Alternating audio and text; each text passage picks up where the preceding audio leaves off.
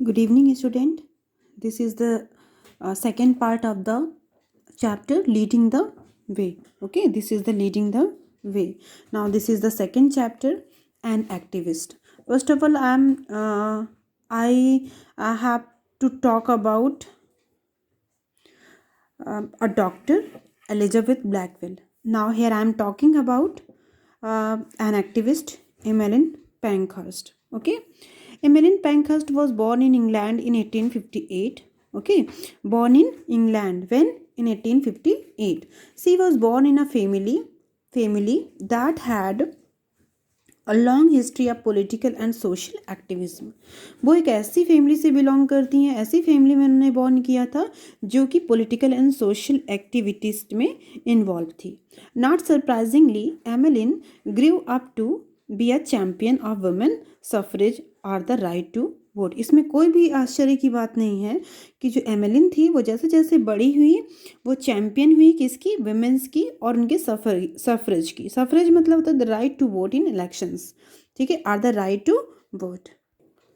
During her lifetime she had different municipal offices. During her lifetime मतलब अपनी life time में उन्होंने बहुत सारी म्यूनिसिपल ऑफिसेस को देखा, मतलब उनको ज्वाइन किया या उन्हें हेल्ड किया। Okay, as a poor law guardian and a registrar of births and deaths she was witness to the inferior position of women in society and their legal and social operation by men.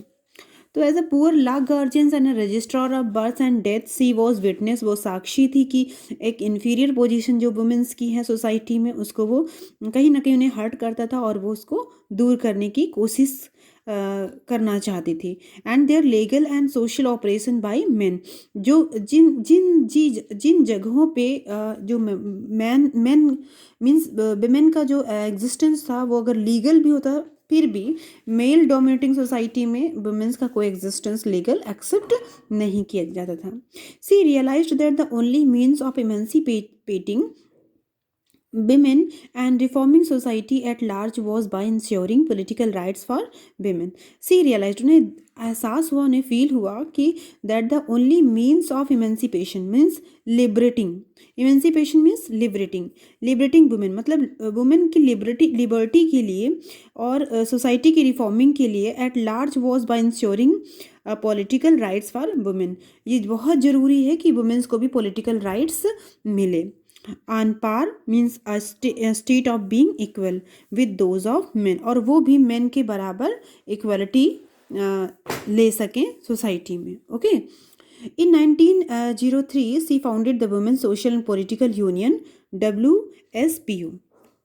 1903 में उन्होंने found किया women social political union जिसका नाम WSPU and exclusively family organisations independent of all political parties, जो कि political parties की independent पे depend करती थी। The motto of this body was deeds and not words, और इस बॉडी का नाम, इस बॉडी का जो मोटो था वो था डीड्स, मतलब करो, कोई भी शब्द बिना बोले ही करो, मतलब हमें बोलना नहीं है सिर्फ करना है। And it focused entirely on women suffrage, और पूरी तरीके से किस पे फोकस्ड थी, इंटायरली वुमेन सफरेज। सफरेज क्या होता है, the right to vote in elections, कि वुमेन का भी इलेक्शन में वोट डालने का पूरा राइट हो just like a man. The organisation distrusted all promises and demanded immediate parliamentary action on the issue. The organization distrusted organise जो organisation थी वो डिस्ट्रस्ट करती थी, किस पे डिस्ट्रस्ट करती थी, ऑल प्रोमिसेस, सारी प्रोमिसेस जो कि immediately parliament actions on the issue, जो डिमांड कर, मतलब जो भी पॉलिटिकल पार्टीज थे जो भी वो प्रोमिसेस करती थी उन सारी चीज़ों पे वो बिलीव नहीं करती थी। एंड डिमांड करती थी immediately parliament action on the issue, कि किसी भी एक्शन पे वो किसी भी इशू पे वो एक्शन लें। Emmeline and her supporters campaign against the ruling party's candidates at elections. और जो इमेलिन थी और उनकी जो सपोर्टर्स मतलब कंपेन, इस अभियान में जो सपोर्टर्स थी वो अगेंस्ट थी, किसके अगेंस्ट थी, the ruling parties candidates at elections. ठीक है, एक रूलिंग पार्टी थी, उनके कैंडिडेट्स का इस इलेक्शंस में बिल्कुल भी अगेंस्ट थी। इंटरप्टेड मतलब होता है रिस्ट्रेन इन मिड, बीच में ही रोक देना, meetings of cabinet ministers and launched hunger strikes hoping to force the hand of the ruling government on the matter. और उन्होंने बीच में ही कैबिनेट मिनिस्टर्स की जो मीटिंग चल रही थी उनको बीच में ही मना किया, launched hunger strikes hoping to force the hand of ruling government on the matter. The government more often than not responded by jailing them. और गवर्नमेंट ने उन्हें ज़्यादा कुछ नहीं, सिर्फ जेल ही ऑफर किया। मतलब बीच में जब उन्होंने कैबिनेट मिनिस्टर्स की लेवल की जो मीटिंग हो रही थी उसको उन्होंने बीच में ही डिस्ट्रैक्ट किया, बीच में ही रेस्ट्रेन कर दिया कि शायद गवर्नमेंट मतलब जो रूलिंग गवर्नमेंट है इस मैटर पे जो फोर्सफुली उन मतलब जो स्ट्राइक्स हो वो फोर्सफुली उनके मैटर पे ना जाए, उनकी भी सुनवाई की जाए। तो इस एवरेज में जो गवर्नमेंट थी उन्होंने रिस्पॉन्ड किया उनको जेल में देने की, सिर्फ जेल में जाने का रिस्पॉन्ड किया। When the first world war start in 1914 Emmeline called off the suffrage campaign to support the country's war efforts. और जब 1914 में फर्स्ट वर्ल्ड वॉर स्टार्ट हुआ तो एमिलिन ने कॉल्ड ऑफ मतलब क्लोज करना, सफरेज कैंपेन को उन्होंने क्लोज कर दिया to support the country's war efforts, और उन्होंने कंट्री के वॉर एफर्ट्स को सपोर्ट करते हुए ड्यूरिंग द वॉर ईयर्स ही visited the United States, Canada and Russia to encourage women to be part of the industrial workforce.